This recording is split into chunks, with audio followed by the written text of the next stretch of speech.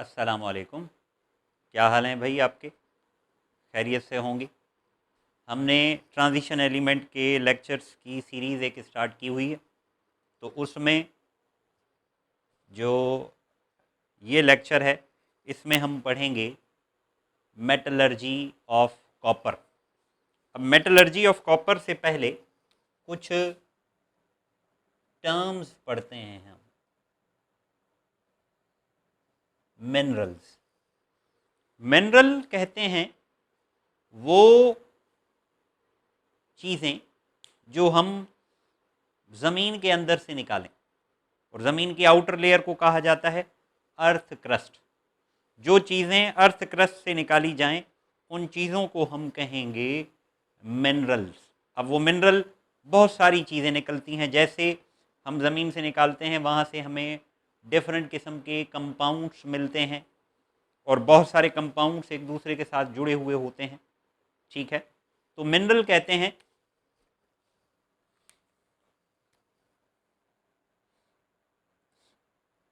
Species that is obtained from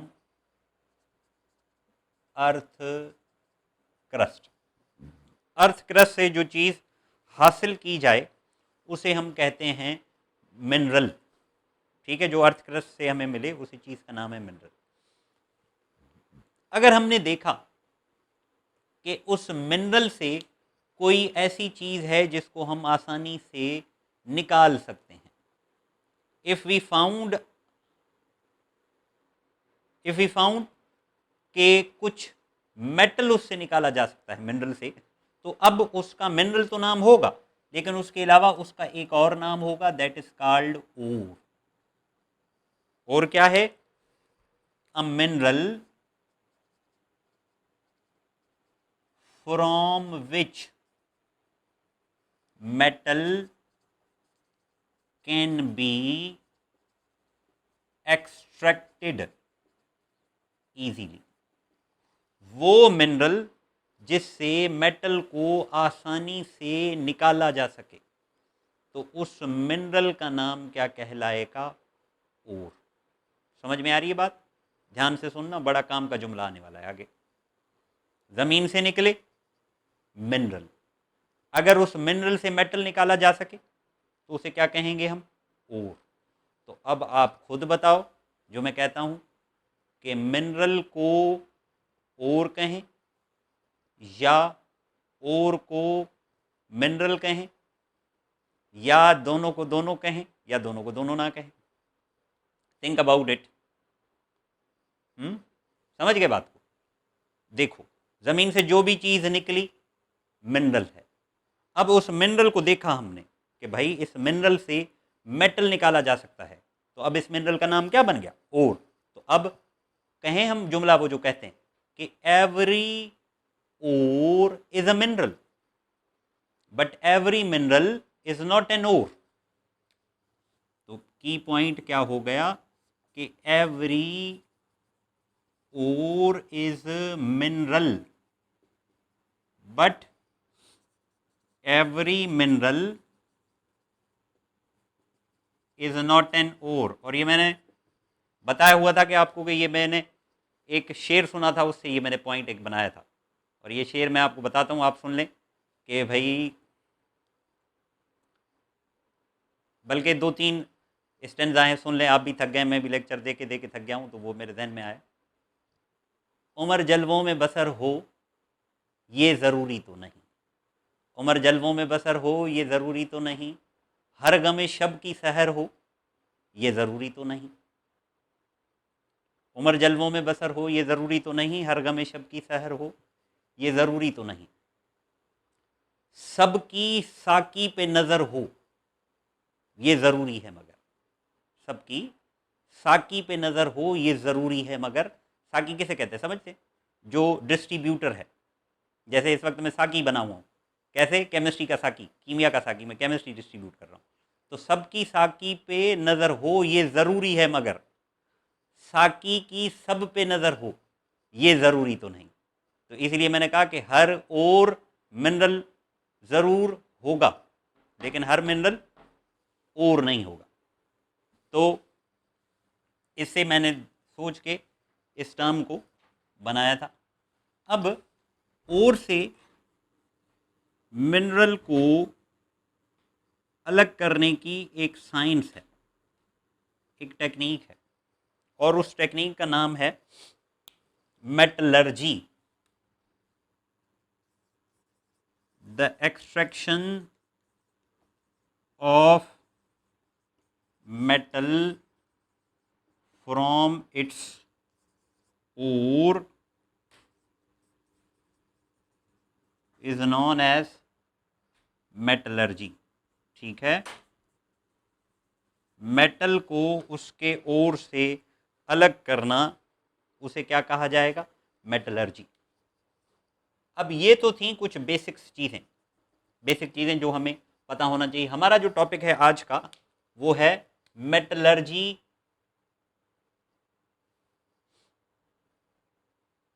of copper.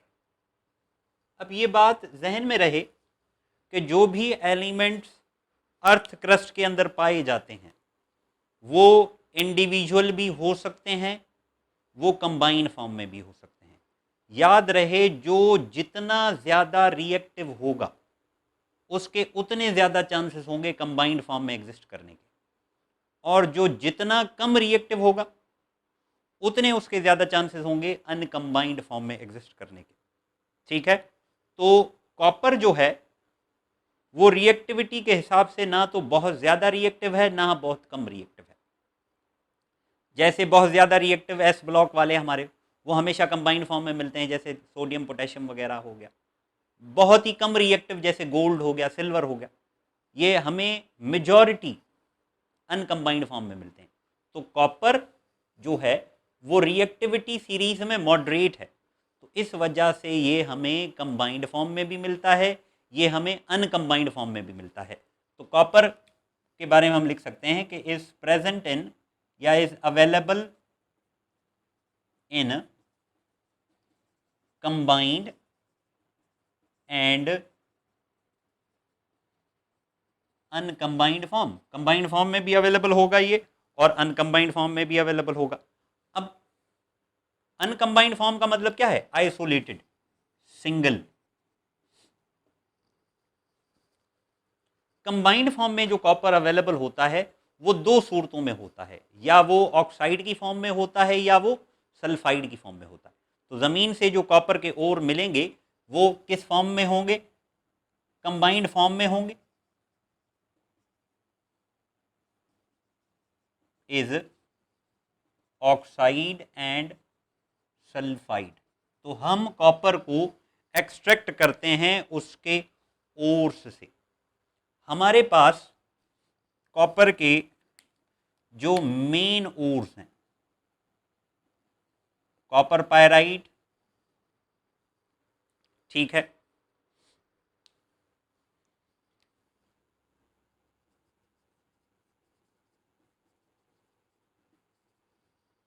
Copper pyrite, या इसका दूसरा नाम चेल्कोपायराइट। कॉपर पायराइट और चेल्कोपायराइट, फार्मूला CuFeS2, कॉपर पायराइट और चेल्कोपायराइट। दूसरा फार्मूला, दूसरा और चेल्कोसाइट, फार्मूला Cu2S। तीसरा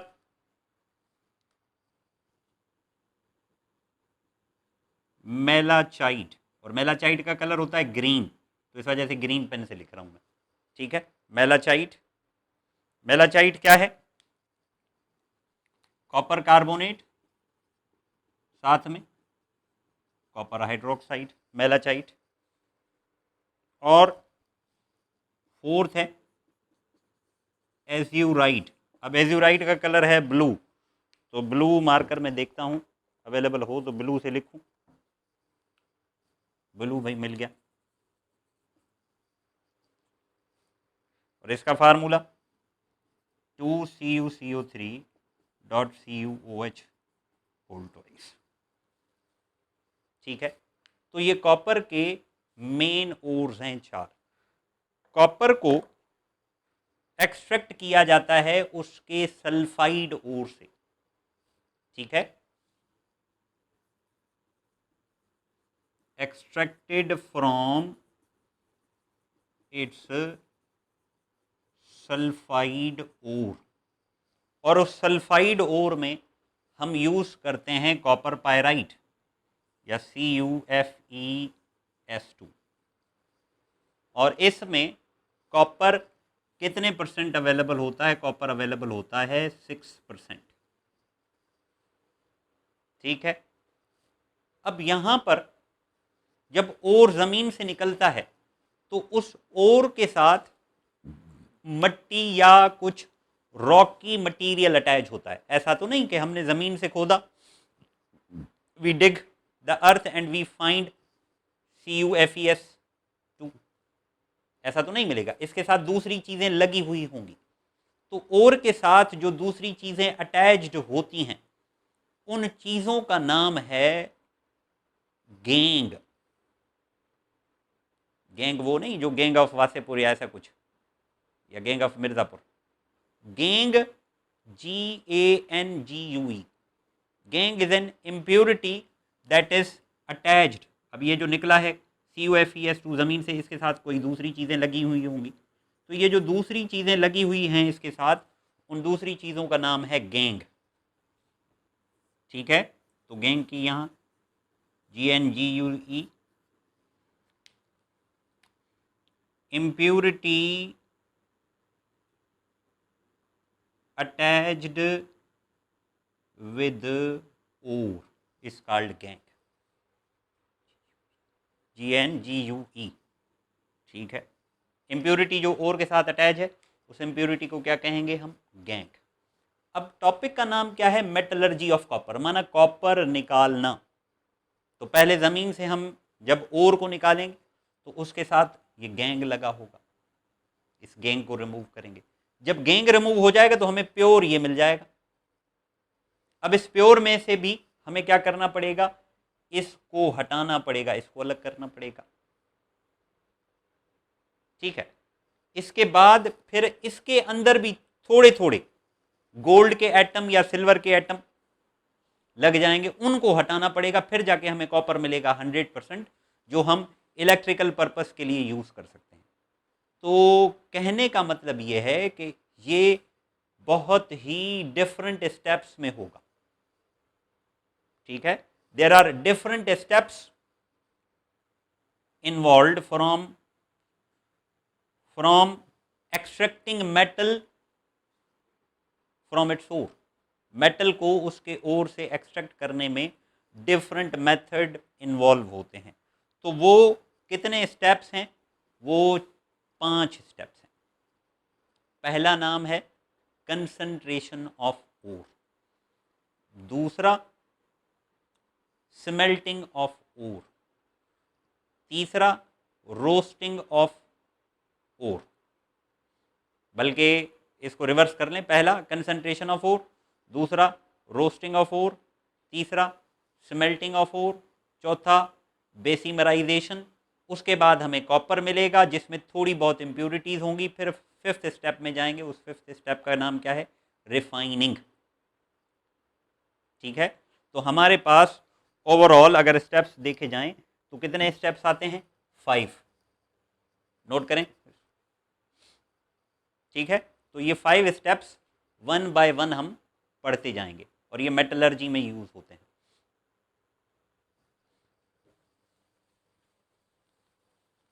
और याद रखें, जो स्टेप अप्लाई करेंगे उसके बाद जो ओर मिलेगा हम उसके ऊपर उसका नाम लिख देंगे। जैसे कंसंट्रेशन हमने अप्लाई किया तो कंसंट्रेशन के बाद जो ओर मिलेगा उसका नाम हम लिखेंगे कंसंट्रेटेड ओर। कंसंट्रेटेड के बाद हमने रोस्टिंग अप्लाई की तो उसके बाद जो ओर मिलेगा उसका नाम क्या रखेंगे हम? रोस्टेड ओर।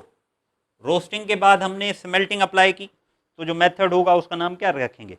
स्मेल्टेड ओर। उसके बाद बेसिमराइजेशन अप्लाई करेंगे। अब बेसिमराइजेशन के बाद ओर नहीं रहता, मेटल मिल जाता है, तो वो मेटल होगा। तो steps in metallurgy of copper.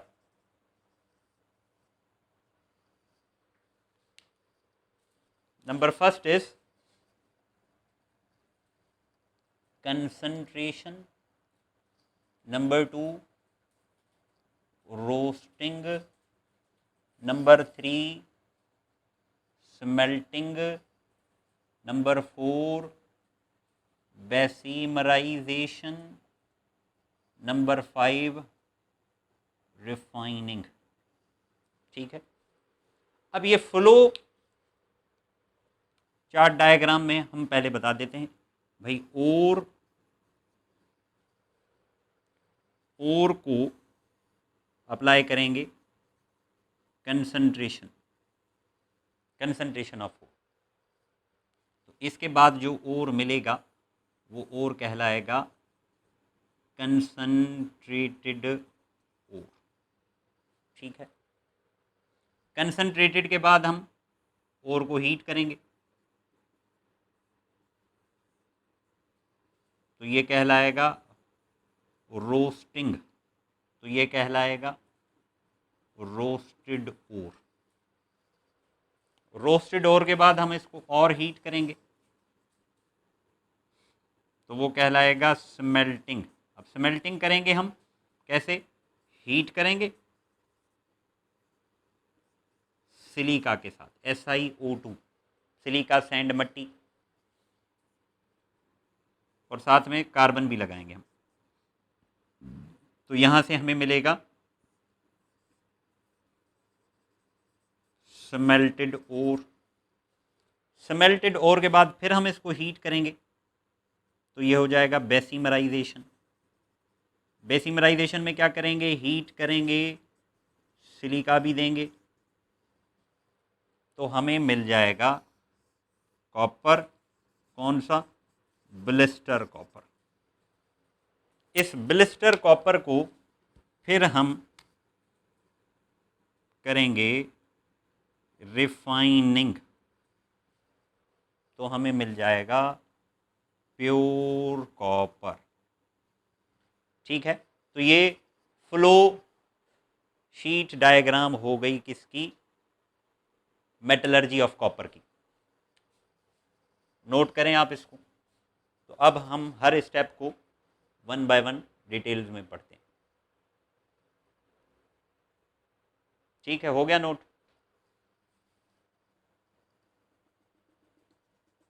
Number 1, concentration of ore. अब कंसंट्रेशन ऑफ ओर में क्या करेंगे हम? ओर जो ज़मीन से निकला, मैंने आपको बताया था कि उसके साथ मट्टी, पत्थर, दूसरी चीज़ें अटैच होंगी, रॉकी मटेरियल्स, तो उनको हमारा टास्क है कि उनको सेपरेट करना है। तो उनको सेपरेट करने का जो तरीका है, उस तरीके का नाम है concentration of ore. Concentration of ore में हम क्या करेंगे कि हम ओर की कंसंट्रेशन बढ़ाएंगे। अगर वो दूसरी चीज़ें उससे रिमूव हो जाएंगी तो हमें सिर्फ ओर ही दिखाई देगा ना।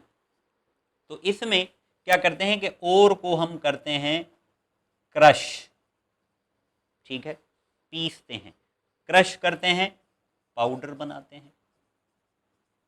उस पाउडर बनाने के बाद हम उसको वाटर में डालते हैं। ठीक है, पानी में डालते हैं।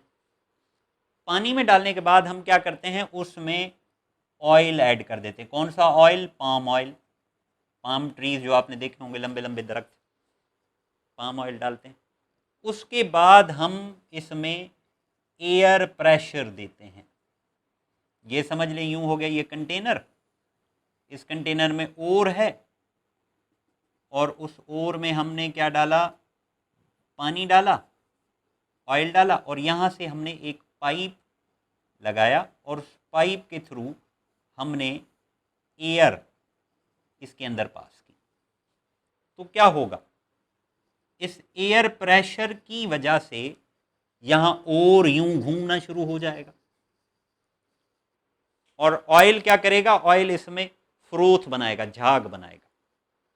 तो इस दौरान जो सारी इम्प्योरिटीज हैं, पत्थर वगैरह, वो नीचे बॉटम में बैठ जाएंगे, और जो ओर है हमारा वो यहाँ पर सरफेस पर झाग की सूरत में आ जाएगा। तो यहाँ हमने कंसंट्रेशन की, लेकिन कौन से मेथड के थ्रू? झाग के मेथड के थ्रू। तो इस वजह से हम यहाँ कहते हैं कि concentration of ore is carried by froth flotation process. Float कहते हैं तैरना। तो यहाँ पर हमारे पास ओर आ गया CuFeS2। ठीक है। अब now this is said to be concentrated ore। इसे क्या कहेंगे हम? concentrated ore। अब इस concentrated ore को हम लेके एक फर्नेस में जाएंगे। फर्नेस भट्टी, उस फर्नेस में हम इसको हीट करेंगे स्ट्रांगली, तो वो कहलाएगा roasting of concentrated ore. Concentrated ore की क्या? रोस्टिंग। रोस्ट, मुर्गी का रोस्ट बनाते हैं ना, ब्रोस्ट, वहां भी क्या करते हैं? हीट करते हैं हम। तो रोस्टिंग ऑफ ओर। अब रोस्टिंग ऑफ ओर में क्या हो जाएगा? हमारे पास कंसंट्रेटेड ओर, CO समझ लें, concentrated ore is strongly heated. Strongly heat करेंगे हम इसे। कहाँ हीट करेंगे? At the hearth. हर्थ कहते हैं surface, bottom, hearth of a furnace where following changes occur. जहां ये चेंजेस होंगे, अब देखो, ये समझ लें, ये फर्नेस है, इसमें हमने ओर रखा और इस ओर को हमने स्ट्रांगली हीट किया ऑक्सीजन देके। तो ओर का क्या फार्मूला? CuFeS2। हमारा टास्क क्या है? हमारा टास्क इस कॉपर को अलग करना है। ऑक्सीजन के साथ मिलाएंगे, तो ऑक्सीजन के साथ मिलाएंगे तो क्या बनेगा? देखो, Cu2S बन जाएगा और FeS बन जाएगा, फेरस सल्फाइड बन जाएगा, और क्या बन जाएगा? SO2, sulphur dioxide. ठीक है।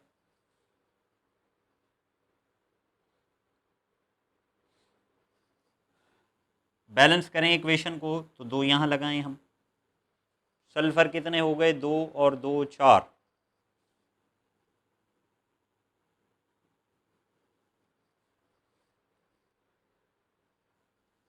तो सल्फर के लिए 2 यहाँ लगा दें। अब देखो, ऑक्सीजन कितने हो गए? 2, ऑक्सीजन 2। इक्वेशन बैलेंस है। देखो, बैलेंस ना हो तो बैलेंस 2 यहाँ लगा दें हम। अब ऑक्सीजन कितने हो गए? 2 4। तो क्या लगा दें? 2 यहाँ पे लगा दें। I think equation is balanced. नहीं? देख लो, देखो, नहीं है बैलेंस। कैसे? S यहाँ कितना है? ये भी S है,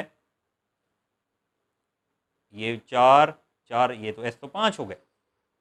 तो इक्वेशन बैलेंस नहीं हुई। तो इसको बैलेंस करके मुझे बताओ। ठीक है। ऐसे ऐसे मैं आपको ड्यूरिंग लेक्चर्स बताता रहूंगा कि कौन सी इक्वेशन बैलेंस है, कौन सी नहीं है। जो बैलेंस नहीं है उसको बैलेंस आपको खुद करना है, ताकि आपकी प्रैक्टिस हो।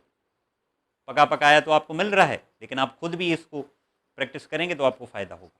अब यहां से देखो, सल्फर निकल गया, हमारे पास क्या आ गया? हमारे पास आ गया कॉपर सल्फाइड और FeS।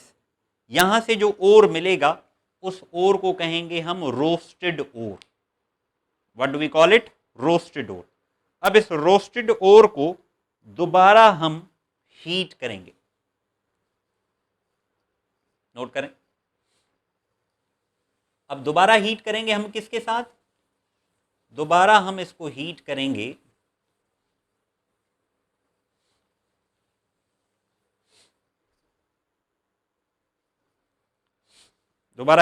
हम इसको सेंड के साथ और ऑक्सीजन के साथ। अब देखें यहां पर ये जो FeS बना हुआ है, अब ये भी फर्दर रिएक्ट कर सकता है, FeS प्लस O2, तो ये क्या बनेगा? FeOSO2, फेरस ऑक्साइड बन जाएगा। ठीक है, अब ये इक्वेशन बैलेंस है, देखो आयरन 1, ऑक्सीजन 2, 3, ऑक्सीजन 2, माना बैलेंस नहीं है, बाकी सारे बैलेंस है। तो बैलेंस करने के लिए क्या करें? हम यहाँ यूं लगाएं 3/2O, हो गई बैलेंस ऑक्सीजन। देखो हाँ 2 3 2 3, हाँ भाई बैलेंस। ठीक है, अब यहां से हम इसको फर्दर प्रोसेस अप्लाई करेंगे, that is smelting of ore. Smelting of ore में क्या होगा हमारे पास? Roasted ore is heated in the presence of silica SiO2। ठीक है, सिलिका सिलिकॉन डाइऑक्साइड या मट्टी जिसे हम कहते हैं, हमने इसको हीट करेंगे। तो अब क्या होगा हमारे पास? देखो हमारे पास कितनी चीजें थी? FeS। अब याद रहे यहां सारा FeS रिएक्ट नहीं करता, कुछ करता है कुछ बाकी रहता है। ठीक है, दूसरा Cu2S, FeS, FeO, तो 3 चीजें हैं। तो सबसे पहले जो FeO होगा वो रिएक्शन में इन्वॉल्व होगा। FeO रिएक्ट करेगा SiO2 के साथ, तो FeO रिएक्ट करेगा FiO2 के साथ, तो क्या बन जाएगा? FeSiO3। FeSiO3 को क्या कहेंगे हम? Ferrous silicate. अब ये जो फेरस सिलिकेट है, अब और दूसरा यहाँ जो टेम्परेचर है, हम इतना टेम्परेचर देंगे कि ये जो सारी चीजें हैं they all changed into molten mass, क्योंकि हम हीट कर रहे हैं ना, रोस्टिंग में भी हमने हीट किया, स्मेल्टिंग में भी हमने हीट किया। तो अब हीट करने में क्या होगा? ये सारा मोल्टन मास में कन्वर्ट हो जाएगा, और ये जो है ये इस मोल्टन मास के अंदर तैरेगा, इम्प्यूरिटी, तो दैट इज कॉल्ड स्लैग। क्या कहेंगे हम इसे? स्लैग कहेंगे। तो FeSiO3 इज फ्लोट करेगा on the surface of molten mass, और उस मोल्टन मास किसका होगा? वो जाहिर सी बात है FeO तो चला गया, पीछे क्या रहा? 2 चीजें नहीं, एक ये दूसरा ये, तो मोल्टन मास ऑफ Cu2S और इसमें थोड़ा सा FeS भी होगा, विच इज नॉन एज, जिसे कहा जाएगा कॉपर मैट। ठीक है, कॉपर मैट किसे कहा जाएगा? इस मोल्टन कॉपर सल्फाइड, उसके साथ थोड़ा सा आयरन सल्फाइड होगा, तो इस मोल्टन मास को कहा जाएगा कॉपर मैट। और इस कॉपर मैट में ये जो FeSiO3 है, ये FeSiO3 इस मोल्टन मास पर फ्लोट कर रहा होगा, तो इसका नाम हमने क्या रखा? स्लैग। ठीक है, तो अब क्या हुआ? देखो FeO रिमूव हो गया, पीछे कितनी चीजें रहीं? Cu2S और FeS। यहां से जो हमें ओर मिलेगा, इस ओर को कहेंगे हम smelted ore. Now we call this ore as smelted ore. तो अब इस स्मेल्टेड ओर को नेक्स्ट प्रोसेस के लिए लेके जाएंगे, ठीक है, नेक्स्ट स्टेप हमारे पास क्या है, बेसिमराइजेशन। अब इस बेसिमराइजेशन में हम क्या करेंगे, एक चेम्बर होता है, यूं समझ लें कि एक यूं बाल्टी है, बड़ा सा कंटेनर, उसको यहाँ ऐसे 2 हुक लगा के हमने बाउंड किया हुआ है, ठीक है। और ये ऐसे है कि ये इसको यूं, ये रोटेट भी हो सकता है यूं, माना, हाँ, झूले की तरह ये मूव कर सकता है। इसे हम कहते हैं बेसिमर कन्वर्टर। और यहां पर मेजॉरिटी रिएक्शंस यहां पर होंगे, ठीक है। तो और वहां से आएगा, यहां से क्या डालेंगे हम इसमें, कॉपरमेट। कॉपरमेट में क्या है, Cu2S और सम FeS। तो नोट करो इसको, हम आगे चलते हैं, नोट करो तो मैं मिटाऊं फिर।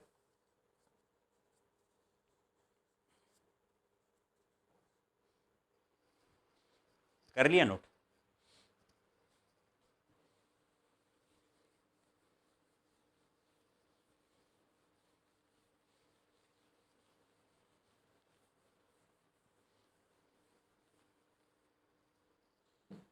यहाँ बेसिमराइजेशन में क्या होगा, हमारे पास होगा स्मेल्टेड ओर, और उस स्मेल्टेड ओर में हमारे पास क्या है, कॉपर मैट। उसको किसके साथ मिलाएंगे, O2 के साथ। किसके साथ मिलाएंगे, SiO2 के साथ, ठीक है। अब और कॉपर मैट की क्या कंपोजिशन है, Cu2S FeS।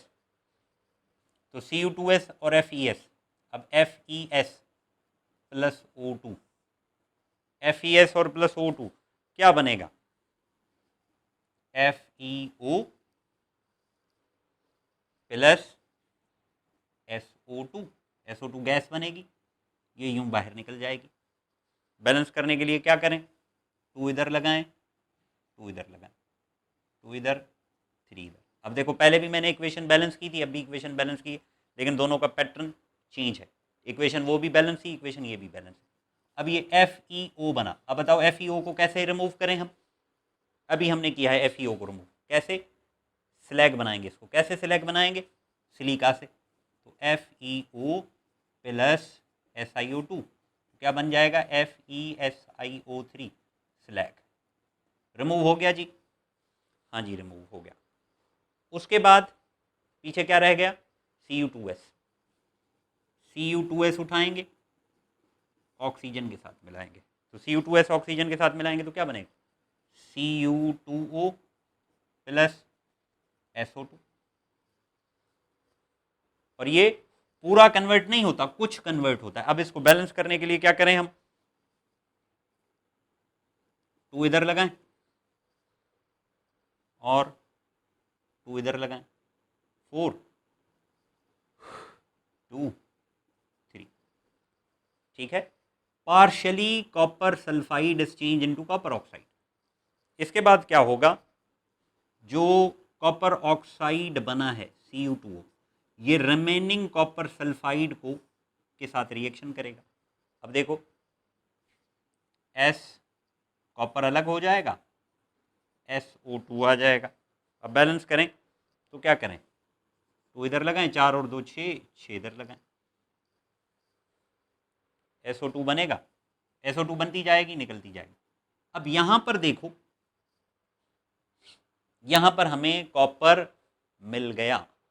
अब ये जो कॉपर है, ये कॉपर इतना जब हमने टेम्परेचर बढ़ाया हुआ है, तो इस टेम्परेचर की कंडीशन में ये कॉपर होगा हमारे पास कौन सी फॉर्म में, लिक्विड फॉर्म में, ठीक है।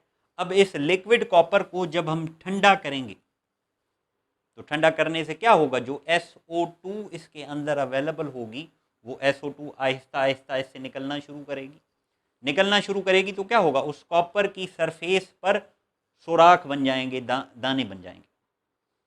तो as the copper is cooled, जब कॉपर को कूल करेंगे तो क्या होगा, SO2 लीव्स द सरफेस।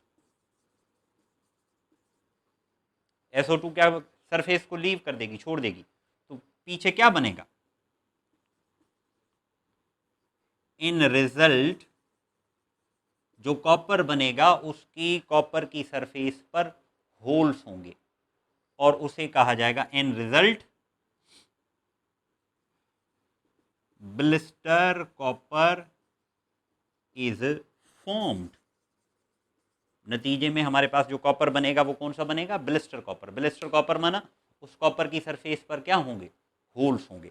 और याद रखें ये कॉपर 100% प्योर नहीं है। ये कॉपर कितना प्योर है हमारे पास? 98 to 99% प्योर है। इसको नोट कर लें आप।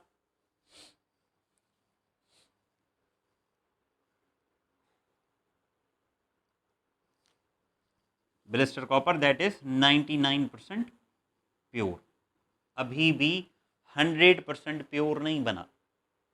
तो 100% प्योर करने के लिए हम इसका नेक्स्ट मेथड अप्लाई करेंगे, that is called refining, that is step 5। अब इसमें क्या इम्प्योरिटीज हैं वो हम नेक्स्ट डिस्कस करेंगे। ठीक है, नोट करें इसको।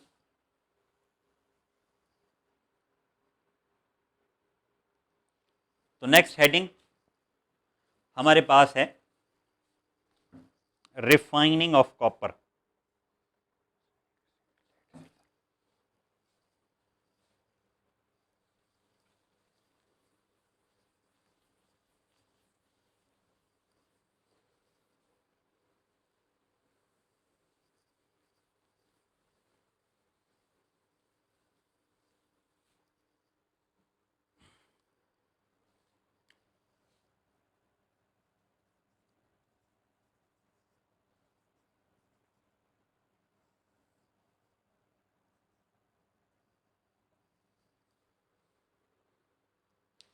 अब रिफाइनिंग ऑफ कॉपर किसकी की जाती है?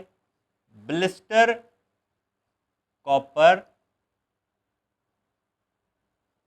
कंटेन्स, ब्लिस्टर कॉपर में हमने कहा था कि 99% कॉपर है, तो इसका मतलब 1% दूसरी कोई इंप्योरिटी होगी। तो दूसरी इंप्योरिटी क्या है? Small amount of zinc, arsenic, lead, gold, silver,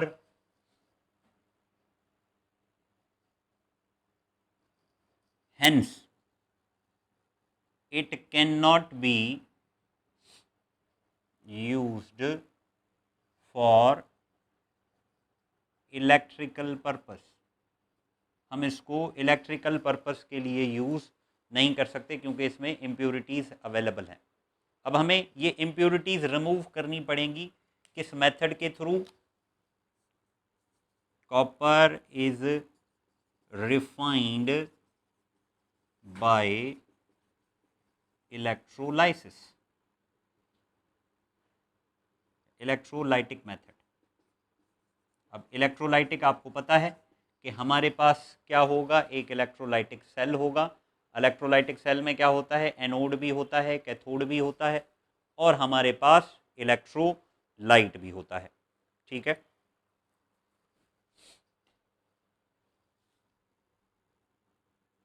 अब मैं गया हूँ थक, क्योंकि ये लेक्चर हो गया लंबा, तो मेरी एनर्जी अगर आपको कम महसूस हो रही हो तो ये समझ लें कि मैं थक गया हूँ। लेकिन मैं चाहता हूँ कि ये लेक्चर एक ही स्टेप में इसको पूरा कर दूँ। Electrolytic method. अब इलेक्ट्रोलाइटिक मेथड में हमें कंस्ट्रक्शन ऑफ सेल, सेल की कंस्ट्रक्शन हमें देखनी पड़ेगी कि सेल की कंस्ट्रक्शन क्या है। सेल की कंस्ट्रक्शन हमारे पास है एनोड किसका? ब्लिस्टर कॉपर का। ब्लिस्टर कॉपर का क्या है? एनोड। कैथोड किसका? प्योर कॉपर का। और इस प्योर कॉपर के ऊपर कोट किया हुआ है, coated, COATD, coated with graphite. इसके ऊपर हमने क्या लगाया हुआ है? ग्रेफाइट लगाया हुआ है। क्यों? क्योंकि इसके ऊपर जब कॉपर जमा होगा तो उसको आसानी से रिमूव किया जा सके। In order to remove the deposited copper easily, जो कॉपर इसके ऊपर डिपॉजिट हुआ है उसको आसानी से रिमूव किया जाए। ठीक है, एनोड पता चल गया, कैथोड पता चल गया। इलेक्ट्रोलाइट क्या है हमारे पास? इलेक्ट्रोलाइट है हमारे पास CuSO4 H2SO4, कॉपर सल्फेट और सल्फ्यूरिक एसिड, और 1.3 वोल्ट की बैटरी। बस सेल हो गया पूरा। अब देखो कंटेनर, इस कंटेनर के अंदर 2 प्लेट्स, एक प्लेट किसकी? एनोड। एनोड किसे कहते हैं? जो पॉजिटिव टर्मिनल से कनेक्टेड हो। कैथोड जो नेगेटिव टर्मिनल से कनेक्टेड हो। ये प्योर कॉपर का है।